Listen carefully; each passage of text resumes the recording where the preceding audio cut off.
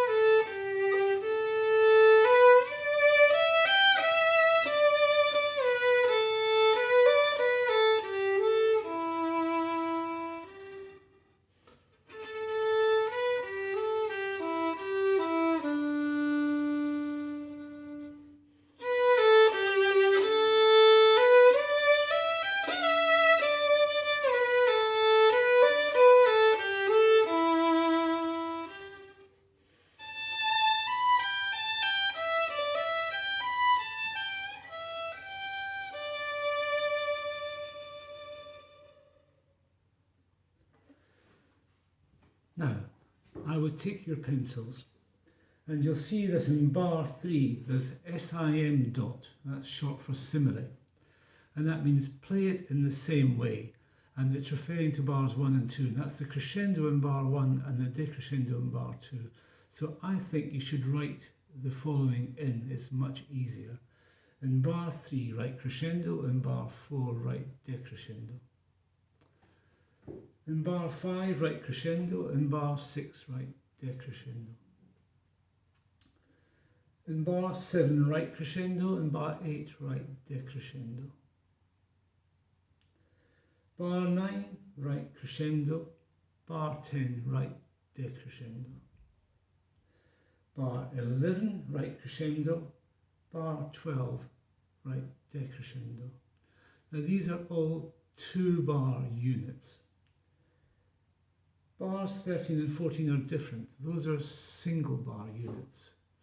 And they're delineated by these commas at the end of every second bar to begin with, and then at the end of bar 13 and the end of bar 14. That means that there's a gap. So if you would like to imagine a Chinese person singing this, and it is a common folk tune, people know it in China, and they stop for a breath at the end of bar 2, and at the end of bar 4, and the end of bar 6, and the end of bar 8, and the end of bar 10, and the end of bar 12. They're going to stop for a breath. So it's not, when it says at the beginning, freely and steadily, so it's quite free. It's not too rhythmic. Well, it's rhythmic within the bar, but each 2 bars may not quite join up immediately. It gives somebody a chance to take a breath, a bit like a congregation singing a hymn in church.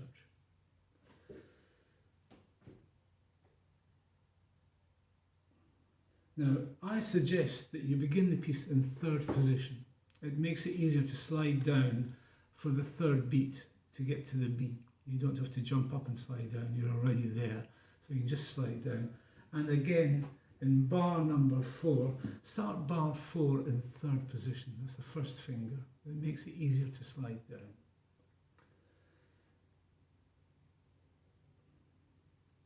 And again in bar 8, begin bar 8 in 3rd position for the same reason, just sliding down to 1st position. Now, we've discussed these rises and falls in dynamics, each 2 bars, and then we have in bar 13 and bar 14, I would keep the same dynamic, which is roughly, I would think, mezzo forte, somewhere about there.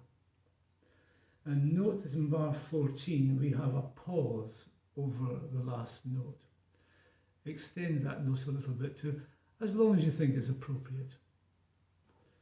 Now we start bar number 15, 40. So this is a different mood. It's a bit brighter and it's a tiny bit faster. Not a lot, just a tiny bit faster.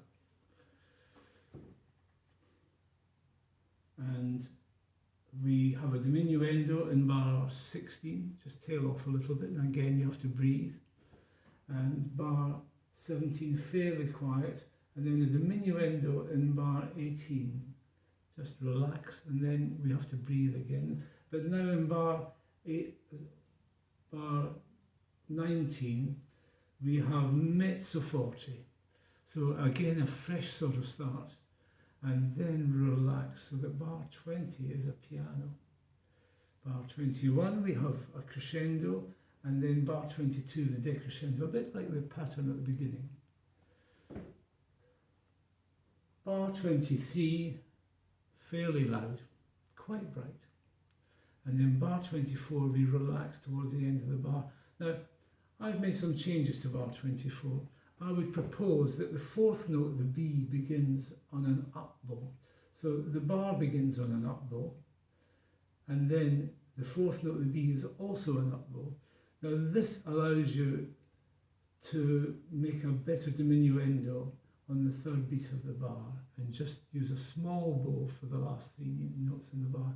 And I would suggest that the 3rd beat of the bar you play in 4th position, rather than what's printed with a 3rd finger, because finding the 4th finger harmonic and then another 4th finger is awkward. If you play it in 4th position, you can still play the harmonic, But if you make the next note, the G, a 3 and then a 1, that's simpler, I think. Bar 25 begins piano, and then we crescendo in bar 26, again the pause, and we have 40.